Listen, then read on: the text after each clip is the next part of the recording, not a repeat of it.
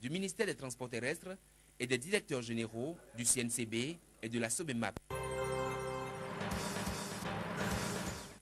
Au Bénin, les conditions de vie et de travail ne sont pas du tout reluisantes. Cette analyse est de l'UNSTB. Ce jeudi, le monde du travail a posé un acte mémorable pour l'enracinement du mouvement syndical national et international.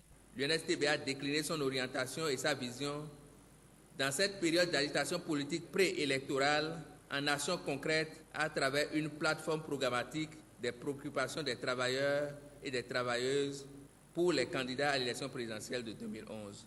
Voici donc la plaquette intitulée « L'emploi pour booster l'économie ».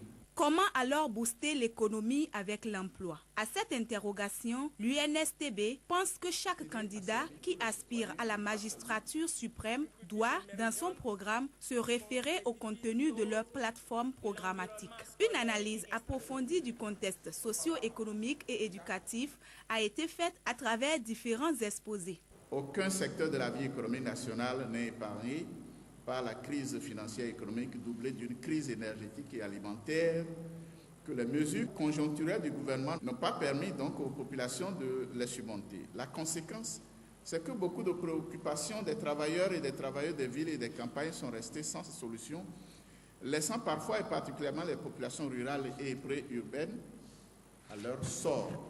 En attendant que les futurs présidentiables s'approprient le contenu de la plateforme, 5 points sont prioritaires pour l'UNSTB. Il s'agit entre autres du rejet de la contractualisation de la fonction publique, le relèvement significatif du point indiciaire en garantissant le SMIG à 66 500 francs et la consolidation et l'extension de la sécurité sociale à tous les acteurs de l'économie informelle par la mise en œuvre du régime d'assurance maladie universelle RAMU. Faites la différence entre 66 500 francs et 31 625.